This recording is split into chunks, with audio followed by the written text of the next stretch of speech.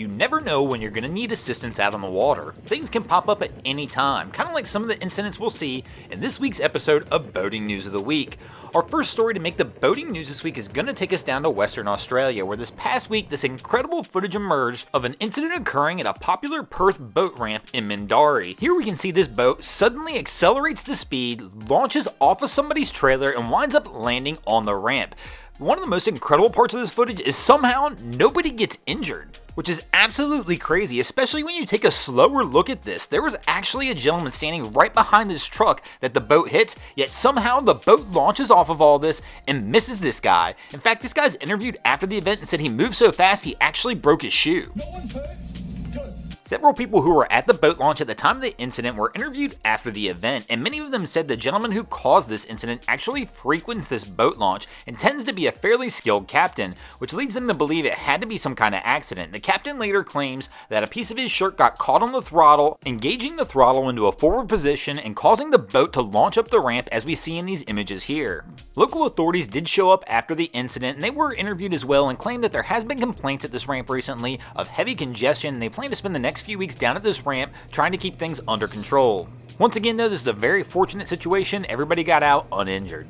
Our next story to make the boating news this week is going to take us over to Japan, where this past week the Japanese Coast Guard rescued a 69-year-old man who had become trapped at sea when his vessel capsized. The 69-year-old man was on board the vessel number 5 Takamura when it capsized off the southern Japanese resort island of Yakushima this past week. The Japanese Coast Guard received a call from the gentleman's colleagues mentioning that he had not returned home from his day at work, causing them to go ahead and launch a search and rescue mission, which lasted almost 22 hours before the Coast Guard spotted him approximately 18 miles from his last known location. When the Coast Guard arrived on the scene, they did find him clinging to the bottom of his capsized vessel. These images show the conditions the Japanese Coast Guard had to face while trying to rescue this gentleman. Here it shows they donned a life jacket on him and swam him back to the rescue vessel. Fortunately for this gentleman, he only suffered a minor ankle injury during this event, but this absolutely could have turned out a whole lot worse had the Coast Guard not responded as swiftly as they did. Our next story to make the boating news this week is going to stick on the subject of capsized vessels, but it's going to bring us back stateside and down toward the Cape Coral, Florida area, where this past week Chad Bukowski and his family were out enjoying a day on the water when all of a sudden that enjoyable family day turned into a rescue mission. Chad and his family encountered a vessel in distress near Cayo Costa. Water was already up over, there was probably about 6 inches of the engine still above water. The boat was running. It was a scary moment because they both ended up in the water and they were trying to get to the back of the boat. The person that actually had counterbalanced got flipped up with the boat and went into the water. But you can see in that second picture, about the last 10 or 12 foot of the boat bottom was sheared off. Able to see how quickly things can go bad. This really is a wild scene to see. Right here you can see most of the boat is sheared off at the stern of the vessel. Chad did mention to me that he did ask the captain of this vessel if he knew what he hit, and the captain at the time said he was unsure, but Chad mentioned they were only a few miles north of Bakelia Reef and that his assumption was that he either hit that reef or an oyster bed at high speed. Anybody who lives close to this area knows there's plenty of shallow water and plenty of areas to do this here. Everybody got off the boat successfully and no injuries were reported.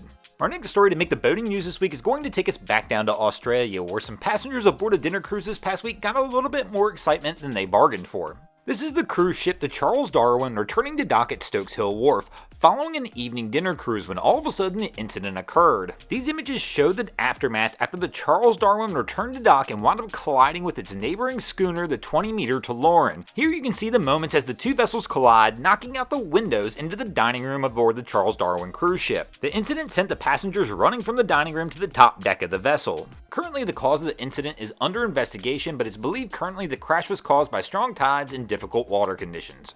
Our next story to make the boating news this week is going to take us over to Poland, where Polish officials are confirming that it's issued a detention order for the Russian general cargo ship Ruslana after an incident this past weekend near the port of Dansk. Now normally this is not one of those incidents I would report on, as there's no video footage of the incident, but for some reason I found this just too interesting to not at least discuss. Apparently the Russian vessel heading toward the Polish coast wound up diverting out of the shipping lane and continued toward the Polish coastline at approximately 11 knots per hour. Authorities tried to contact the vessel but were unsuccessful in doing so. Polish officials then dispatched a fast patrol boat to go investigate the cargo ship. The cargo ship continued toward the shoreline at speed until approximately a half mile from the beach and made an immediate 180-degree turn just before it ran up on the shore. When the Polish border guard did finally reach the vessel and boarded, they noticed that the crew of the Ruslana was not acting in a normal manner and decided to perform sobriety tests on the crew. Immediately after performing these tests, it became apparent what the issue was. Blood tests showed that the captain had a reading equivalent to consuming half a liter of vodka